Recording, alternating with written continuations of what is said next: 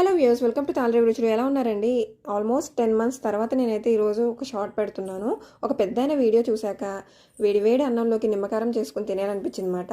So దానికోసం అయితే 1 dozen నిమ్మకాయలు తీసుకొని శుభ్రంగా వాష్ చేసేసుకొని కట్ చేసుకొని గింజలు తీసేసుకొని నిమ్మరసం తీసుకొని పక్కకు పెట్టేసుకున్నాను అనమాట. తర్వాత గిన్నె పెట్టుకొని అందులోకి ఒక 1.5 టీ స్పూన్ వరకు ఆవాలు, అలాగే కొద్దిగా మెంతులు, ఒక పావు టీ స్పూన్ వేసుకుంటే సరిపోద్ది.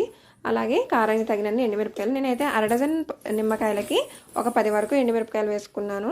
సో ఇవన్నీ డ్రై రోస్ట్ అయిపోయాక అందులో కొంచెం నూనె వేసుకుని, నూనె వేడెక్కాక కొద్దిగా ఇంగువ మస్ట్ అండి, ఇంగువ వేసుకుని స్టవ్ ఆఫ్ చేసేసుకోవడం. అన్నీ మిక్స్ చేసుకుని తర్వాత అది మిక్సీ పట్టుకొని నిమ్మరసంలో మిక్స్ చేసేసుకోవాలన్నమాట. సాల్ట్ యాడ్ చేసుకుని, రుచికి తగినంత సాల్ట్ యాడ్ చేసుకుని, ఇప్పుడు దీన్ని వేడి అన్నంలోకి తింటే సూపర్ ఉంటుందండి. నెయ్యి వేసుకుని నేనైతే ముద్దపప్పుతో వేడి అన్నంలోకి నిమ్మకారం వేసుకొని అలాగే కొబ్బరి పచ్చడి వేసుకొని సర్వ్ చేసేసుకుంటున్నాను.